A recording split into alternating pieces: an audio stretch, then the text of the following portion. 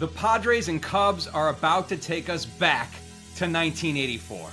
Back in the days of Cabbage Patch Kids, the first Ghostbusters movie, and Prince and Madonna dominating the pop music charts, San Diego and the Northsiders from Chicago staged a Thriller, another popular song that year, in which the Padres rallied from a 2-0 hole in the best of five, with Steve Garvey walking it off in Game 4 and the Friars staging a late rally in the winner-take-all Game 5. More than 40 years later, here they are again, this time as the top two wildcard clubs in the National League in a best-of-3 wildcard series that begins Tuesday at Wrigley Field. Wrigley will be rocking. The iconic venue actually hasn't hosted a postseason game with fans since 2018, so Cubs fans will be ready to bring the noise. By clinching their spots bright and early and even having their matchup set several days before the conclusion of the regular season, both of these clubs were able to line up their pitching properly. That was an especially good thing for the Padres because with Michael King having only recently returned to the Padres from a nerve injury and knee issues that cost him 3.5 months of the season, they could benefit from the extra time to sort out their starting situation. But the Cubs unfortunately ran out of time with Rookie of the Year candidate Cade Horton, whose departure with a fractured rib in the final week of the season is a big blow to their rotation plans for this series. But because this is a series short of Cy Young level aces, you can bet the bullpens will play a major role in the outcome.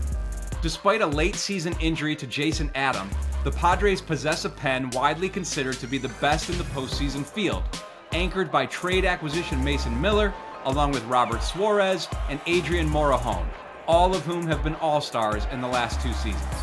But the Cubs bullpen is sneaky good too, having greatly improved its strikeout rate in the second half, behind an evolved cast that now includes Andrew Kittredge, Taylor Rogers, and Drew Pomeranz, and the in-season strides made by Brad Keller.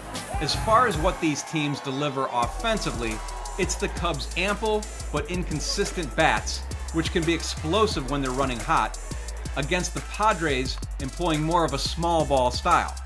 Though the Padres did get 20 homer seasons from their stars Fernando Tatis Jr. and Manny Machado, they were near the bottom of the majors in home runs. Instead, they manufacture runs with situational hitting, and they've brought the sacrifice bunt back to baseball like it's 1984. On that note, the biggest key to this series might be Kyle Tucker and what power he can provide. The Cubs went all in on the pending free agent in an offseason trade, and in the first half, they were richly rewarded with Tucker's .931 OPS through the month of June. His power, speed, and plate discipline had a trickle effect on the rest of the lineup, with Tucker and breakthrough star Pete Crow Armstrong proving a dynamic duo. PCA even provided the first 30-30 season for the Cubs since Sammy Sosa. But Tucker suffered a hairline fracture in his hand in June, leading to a prolonged rut at the plate, and a calf strain kept him on the injured list for much of September. He only rejoined the Cubs in the final weekend of the regular season, so his ability to catch fire quickly will greatly dictate how far the Cubs can go. Padres left fielder and trade acquisition Ramon Laureano is on the opposite side of the injury spectrum, suffering a late season index finger fracture that has him unavailable for at least this round.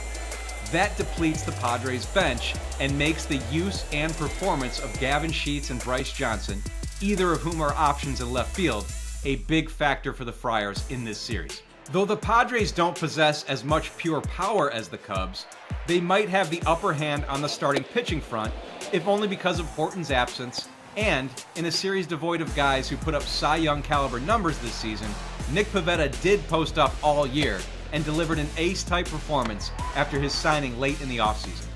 He'll be more than fully rested and ready for Game 1 after putting up a career-best 2.87 ERA and 1.48 ERA+, which is 48% better than the league average.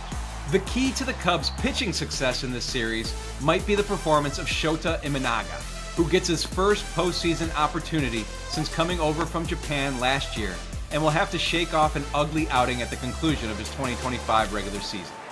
The Cubs will also need big outs from Danny Palencia, whose breakout season in which he seized the closer role was interrupted in September by a shoulder strain.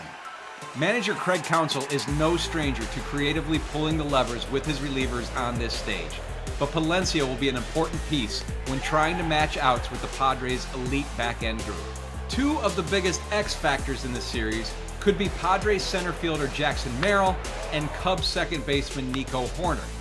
After a resplendent rookie year, Merrill endured a sophomore slump in 2025, but he finally seemed to hit his offensive stride in the month of September.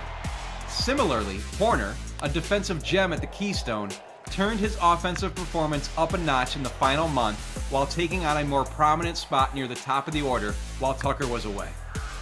All right, prediction time. What could possibly go wrong? The loss of Horton and the erratic offense are big issues for the Cubs.